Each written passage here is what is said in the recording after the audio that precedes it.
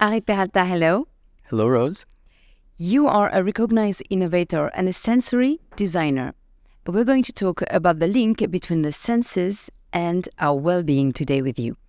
So my first question, you studied neurosciences. Can you explain how our different senses can improve our well-being? What's the link between the two? What a great question, Rose. You know, as human beings, we have these different types of receptors all across our body that translate the environment that we interact with. This is what we call the senses. And most of us know the senses through the organs, through our eyes, our nose, our ears, our skin. But beyond that, the senses represent this code that is translated in the brain into meaning.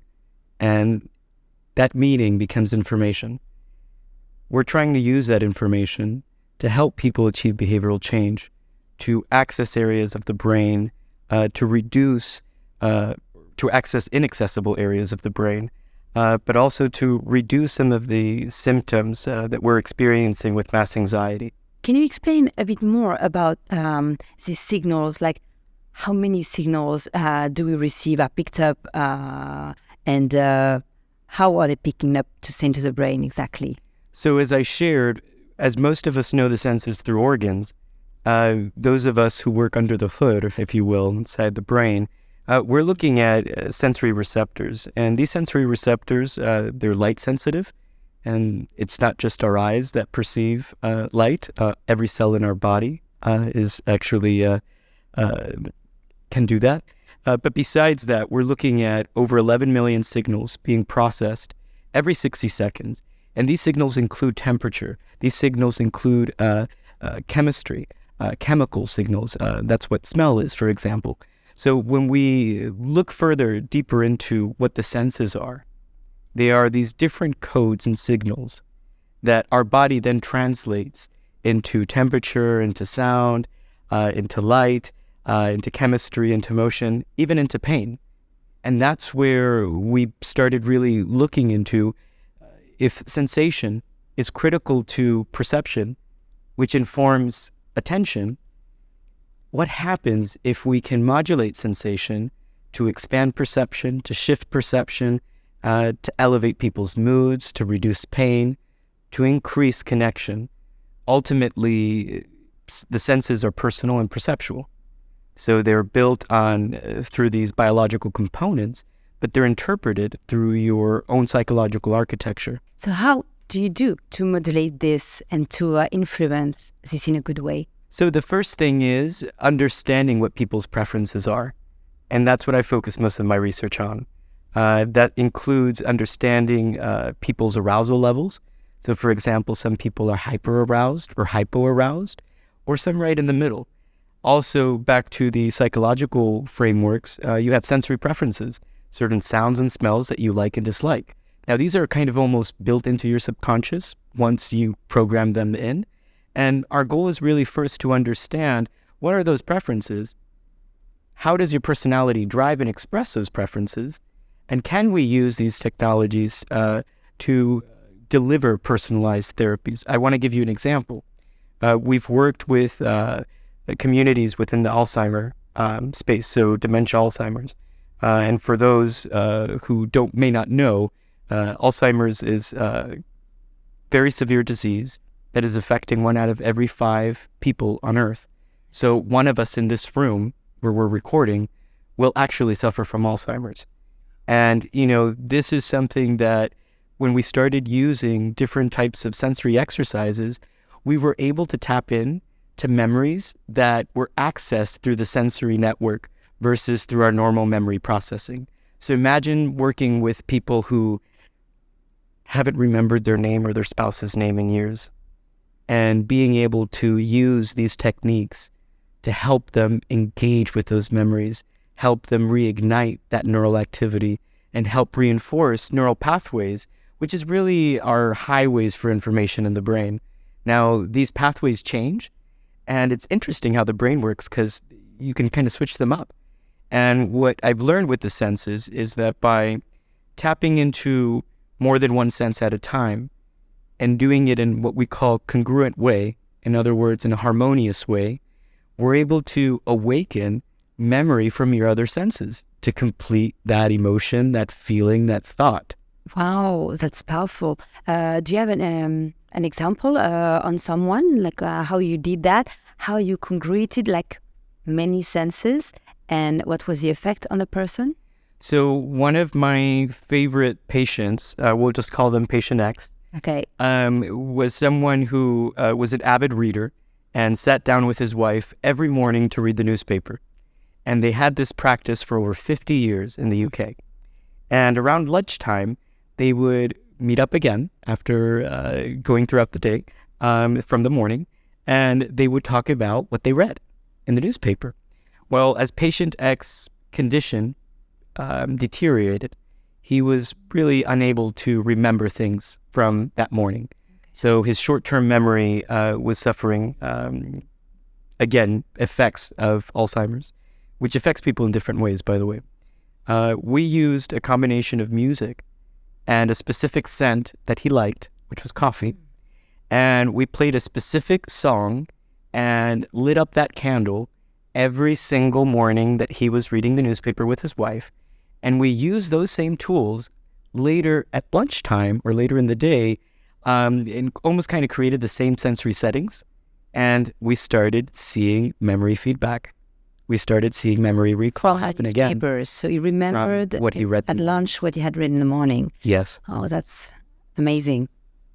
What's the latest data or discover regarding this topic about sensory? Well, I think what's most important is understanding that the senses operate in unison as a system. And up to this point, we've done such a great job in science, and all the people that, the work that I do is built on the foundation of hundreds, thousands of incredible researchers that have helped us understand each individual sense. And now our responsibility as the next generation of academics, of researchers, and really cultivators of these new innovations and technologies that exist within us is really bringing them together.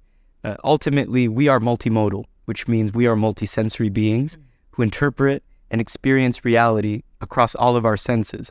It's not like you can turn one sense off. Okay. And, I think right now, as we are developing new technologies that allow us to capture this activity, we're now able to do something called cross-modal research. And it means that we're measuring different parts of your body, your brain, your biosignals at the same time. And this is part of the next level research that is needed to really validate a lot of what we don't know. And I think it's important to state that we barely know anything about the brain. Yes, we know so much, it seems. But as you know from my talk earlier today, I do believe that we are infinite outwards as we are infinite inwards. Is there a sense that's most effective than the others? So all of the senses play a vital role. And if you think of pixels, almost like little quadrants, little squares of information, if you take a lot of pixels out of an image, you really can't tell what it is. Mm-hmm. So that's how the senses work. You kind of need all those components to really build something that we perceive as reality. Now, there is a certain type of hierarchy in terms of storage space. Okay. So we see that with scent in particular, it's what we have more storage space. So typically we look at 4 to 5 seconds of memory can be contained from an experience using scent. That doesn't necessarily mean it's a positive or negative memory. All the way down to vision, which is your least memory, has the least memory capacity because of how much more things you see every second. Some people, though, smell more, are able to identify more smells than the others. Is it because they pay more attention, or do we have like a different faculties? So some people can also see more colors. Some people can hear more sounds. And yes, there are some biological differences in these people. So, we have a certain amount of olfactory bulbs that allow us to interpret smell, not only through its chemistry, but through its motion. And people who do have a great nose, either through perfumery, Many sommeliers are like that as well. Chefs, florists, etc. You see that being very prominent in those communities. But with color, for example, there's something that I talk a lot about with women. 20% of women are tetrachromats, which means that they have more particles, something we call cones and rods inside their eye to see more colors. That's why I don't argue with women on colors. Oh, that's amazing. And can you develop this? So these are biological elements, right? When we talk about extrasensory perception in this case. In order to develop, I think, or fine-tune your own sensory reception, it's more about being self-aware of those moments. And, we see this mentioned in common and kind of folklore when we say stop and smell the roses. That's really the message that we have for everyone here. It's take a moment and beyond your thinking, beyond your critical thinking, what are the sounds? What are the scents? What are the feelings that drive your experience? Do you need to be exposed to more positivity? Does it have an impact on your emotions, I guess? So the senses are directly connected to emotions. So I want to run you through what we talked during my presentation from signal to wisdom on the innerverse, which is what I call our inner universe. So everything starts with a sensory signal of some kind. And we talked about which kinds of signals those are. Well, our sensory receptors, they receive that information and they send that signal as data because it's classified under a specific receptor to our brain. Our brain then interprets that data and translates that to information, to something the brain can use. And that information is done through neurochemistry. This is where neurotransmitters, chemicals that we describe as oxytocin, that we name as oxytocin, serotonin, adrenaline, and many others, this is how memory is formed, or partially, and emotions as well. So this information, it saves what's important, and then you are able to recall that. So if I ask you right now to think of your favorite meal, it's not in front of you, but in your mind, you're putting pieces together of that information, and possibly you probably tasted or smelt it from your memory before even thinking of the image. Yes. Can you transform a bad memory into a good memory? Of course. I think that's what ultimately my goal is really to use these tools as a new layer of medicine, what I call perception medicine. Ultimately, perception is the reality in which we exist. And perception is everything, as we say. Yeah. Well, it's obviously incorrect oftentimes, our perception. I use these to help people shift in those moments in which they are seeing the world from one single lens and frame. And when we use things like color therapy, which is what Koon has built such a great world recognition around, thanks to our founders, co-founders Valerie Corsias and Dominique Kelly, after they started the Pantone consumer brand, they said, you know what, color's more than a trend. Color is energy, and color can affect people and can help them elevate their mood. Now, when I joined the company as a neuroscientist, I was really looking at how can color help? And for example, one of the ways we're using color and light therapy to help people in those difficult moments, we started working with dental clinics, in particular with one of the top 100 dentists in the world, who's based in Lisbon, where we live. And we were looking at, and we're still actually doing those trials, can we reduce pain perception after procedure just with color? And the answer, the preliminary answer is yes. To what extent? That is now what we're looking into. And how do you reduce pain perception? So all we did was after a procedure, we put the patient inside a abstract, minimalist, colored space. So there was no way to interpret what was in that room except for color. So normally when we think of color, let's say if I'm asking you about green, you're thinking of something physical, probably, right? A tree, a plant, or something. But when I just present green to you, there's no context there. And what happens is that the signals in your brain, right, those neural pathways, They're looking for answers. They're going, what's green? What do I remember that's green? Yeah. And when that happens, your brain is using the energy it uses for pain to actually figure out what is that color and what does it remind me of. Interesting. Can you tell me more about my Koon and the experience you did today? We saw like cocoons, big size, and people went inside. Can you explain us what happened?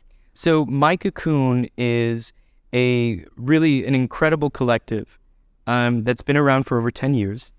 And we focus on creating sensory reset experiences. It's our way of saying sensory meditation, but in an elevated way. We create micro-interventions in forms of multisensory experiences that are anchored by color. So obviously, with our strength being color, we then use harmonious sounds that are corresponding to those colors. And we use positive guidance, or what we call neuro-linguistic processing, NLP, to be able to then guide the person towards that outcome that they're looking for. Here at Harvest, we created 3 different experiences, which I'm so proud of. One is with our inflatable, which is basically an igloo-shaped space. Again, abstract. What did you think? I think they look gorgeous. Like I really wanted to go inside. Yeah. You take a very simple, again, non-contextual color test. Basically, you're just tapping on these colors based on your subconscious attraction to them. I did it. Yeah, it's very simple. Which color did you get? I had a bright yellow. Bright yellow. And then you immersed in your bright yellow. Yes. So if I would have gone in that room with you, would I have appreciated that bright yellow as much as you have? Probably not. And that's where the personalization, that's where the perceptual element that I mentioned earlier plays a key role. So for example, when we did the experience, and so many families and couples come to Harvest, which is so lovely, and several wanted to go in together. So I was kind of testing with them, and I'd say, okay, the first person or one of the partners, you take the test first, you can both go in, and then the other one can take the test. Well, whoever took the test first, they loved the first experience. Their partner was like, no, get me out of here. Yes. Okay. Once they selected their color, it was different. So the question we've been asking for such a long time has been, let's say as an example, is blue calming? Versus asking the question, what color is calming to you? That changes everything. Besides that, My Cocoon also created a digital color experience that's projected, and a completely different kind of color experience where you see color in movement and see some optical illusions that show you how vulnerable and how your brain can play tricks and games on you, right? How easy it is to manipulate our perception. And when I say manipulate, that's the word we use in science, but really how easy it is to alter what you think, to change that perspective. And of course, we had an incredible time at the wonderful multisensory color dinner that we did.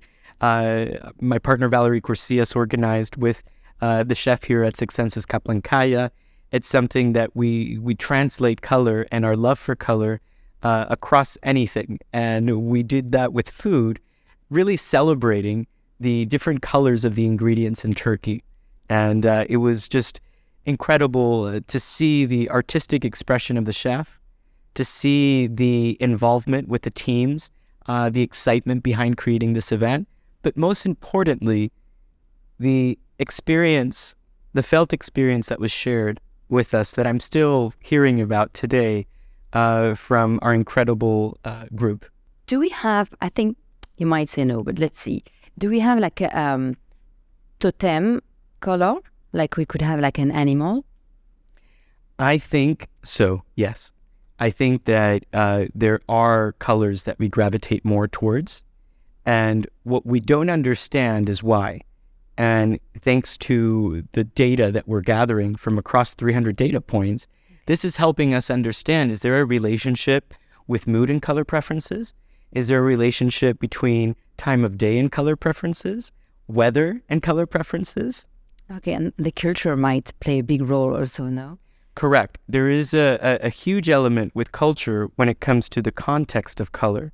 Yeah. But that said, it's still personal and perceptual. Yeah. So cultural is basically one of those layers that goes into your psychological archetype, if you will, towards color. It's just one layer.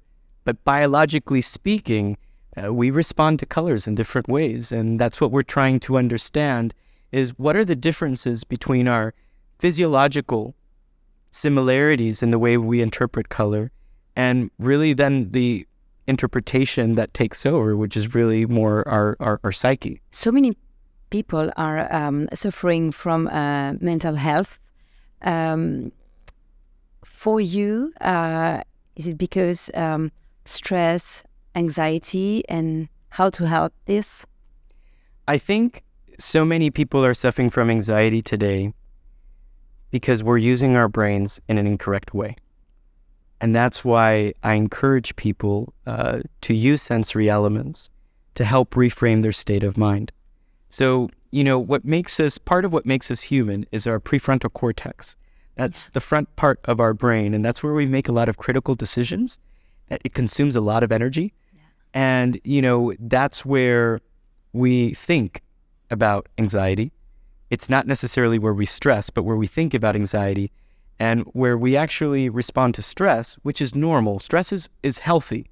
Yeah. Because stress is supposed to make you feel uncomfortable, increase your heart rate, make you sweat, and all those things, but for a limited amount of time. Mm-hmm. It's part of our biological evolution, our design, so that we could survive. That said, we can't survive in that mode all the time. And what's interesting is that when we think about stress, which is really anxiety, right? Yes, okay. When we think about stress, it's actually anxiety because we're thinking about it. We're not responding to our environment. Stress was designed for us to survive the lion chasing us. Perhaps not a lion, but for something chasing us. For a short time, yeah. Anxiety is us thinking about that lion chasing us. So what we need to do is really stop using so much of our prefrontal cortex on worrying and giving those frameworks to our brain, which is just basically going to repeat it. You come from the Dominican Republic, a beautiful Caribbean country, full of colors. I've been there, full of colors and smell. It's like a really gorgeous country. Did it influence, as a child, your attraction to senses? 100%. Where in the Dominican did you go? Las Terrenas. Las Terrenas. Sí, Las So Terrenas. that is my favorite part. That is where I always go. Okay. It is beautiful. My haven. It is where my family goes. It is, anyways. Okay. So yes, we're half an island that we share with Haiti, with beautiful Haiti, beautiful people of Haiti. And on the part of what I grew up with was such beautiful music, bachata, salsa, merengue, reggaeton, everything in between. And we also share these things across the generations. So I remember growing up, my grandparents dancing with the cousins, dancing with the other ones, and age didn't matter. Also, because we love flavor, it's something that we enjoy. That joie de vivre, if you will. Yeah. Now, beyond that, I really started evolving my practice because I wasn't a neuroscientist to start with. This is my third career. And what were your two first ones? I first became an MBA, Master's in Business Administration with a focus in international business. And then I went to Parsons to become a sensory designer. Then ultimately to Harvard to become a neuroscientist. Yes, and ultimately, I had to put those three professions together to create the career I have today. And they work well together. And they work beautifully together. And the Dominican not only helped build my foundation for appreciation of different lenses, of different science, technology, and art, but it also sustains it today. You shared also on a really different note your vulnerabilities and what you were going through when you were learning about the senses. Did it make your learning even more powerful because of this pain you were going through? Of course. Challenges, things that make us uncomfortable. That's where growth is. As I shared before, I've not learned anything from almost 24 awards I've received. I've learned from the hundreds of failures I've experienced. That is where we have an opportunity. And again, our brain is predictive. So, yes, it's an incredible biological machine, but again, it's also all about energy conservation. So it wants to make things simple. And sometimes that simplicity can hurt us. So this is where bringing that self-awareness, this is where practicing what you're learning is so important. Have you heard of neuroplasticity, for example? Yes. So when we learn something new and we when we learn something new, these neural pathways get strengthened and almost grow like branches or roots. And when you practice them, they get reinforced. But if you don't practice what you learn, they kind of grow back. And that's why we forget some of these things and moments, because our brain can't handle all that information and keeping it. But it will handle what you put attention to. And that's why, again, this connection between sensation, perception, and attention, I believe are going to be key towards how do we regulate mental health in the future. Do you have a special routine to keep your flexibility, mental flexibility and agility maybe? 100%. Some of the things that I recommend my students, even my peers, my friends, my clients, I started this practice about 10 years ago. And go figure, after I became a neuroscientist, that's when I understood what I was actually doing to my brain. My practice consists of, I watch or read, in this case I watch a documentary just about every evening on a random topic. Last night, the documentary I watched was on roses. Your name? Perfect. I know. And it's always about learning and connecting what you learn with what you do. You also insist on micro habits. What's their virtue? So when we think of some of the existential crises that we're going through, whether it's the climate crises, whether it's the financial crises, energy crises, identity crises, all these things are quite challenging, and they're very large problems. In fact, they are systems of problems. When we aim to solve these systems of problems, whether it's those on a global scale or the ones we have on a personal scale, it helps when we break up different micro steps, or what we call micro habits, that really allow you to start making behavioral change. Ultimately, are we all aware that our planet is going through a climate crisis? Whether some people agree with it or not, we're all aware it's happening. What are we doing towards it? It's these micro steps that are going to make a difference. But these micro steps begin with each and every one of us. Could you give an example? So many people want abs. Totally aesthetic, right? They want abs. So what is the goal? For them, the goal is abs. Well, you're just not going to get it like that. You need to go to the gym, which means you need to be a person, maybe in that case, that wakes up early to go to the gym. Does it consistently. And when we see people through different studies, we've observed, let's say, okay, let's make your first micro step waking up at a certain time. Mm-hmm. Okay, what do you do after you wake up? That's fine, you can go back to sleep. The next micro step, let's wake up and put gym clothes on. What are you going to do after that? Oh, no, you're just going to stay home. Next micro step, wake up early, put your gym clothes on, and let's say if you drive a vehicle or getting some transportation, get in there. Ultimately, you're going to be outside the gym wanting to go to the gym. You've now built an appetite through micro steps to get there. Last question for you, Ari. This is harvest of the day. If something easy or simple could be done and would make the world a better place, what would it be for you? Strengthening our emotional intelligence. The reason I'm champion using the senses, the ultimate goal is to reinforce, strengthen, and elevate our emotional intelligence. Now, our emotional intelligence refers to our self-awareness of emotions, towards the empathy we feel towards ourselves and others, towards the motivation that keeps us going, even in the face of adversity. and also the social skills needed to achieving that. Ultimately, emotional intelligence is about modulating our responses. And if you think of the crises today, all of them, they're all behavioral crises. All of them. So if behavior is key, behavioral change is key to solving these problems, perhaps we need to focus less on certain technologies, on certain types of structures, and really focus more on empowering how do we regulate and overcome our emotions.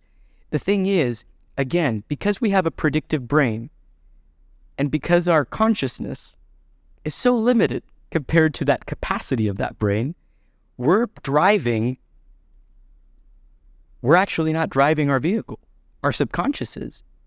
So unless we bring awareness to some of those subconscious behaviors, we're just going to be repeating those behaviors without even noticing them. So one of the great things about Harvest is that, yes, we come together to become self-aware, but now we have to move the pendulum forward towards behavioral change. And by increasing our emotional intelligence, by being more empathetic, by being less reactive, by being more compassionate, you better believe we can solve these problems together. Wow. Thank you, Ari. Thank you so much. Thanks for being with us.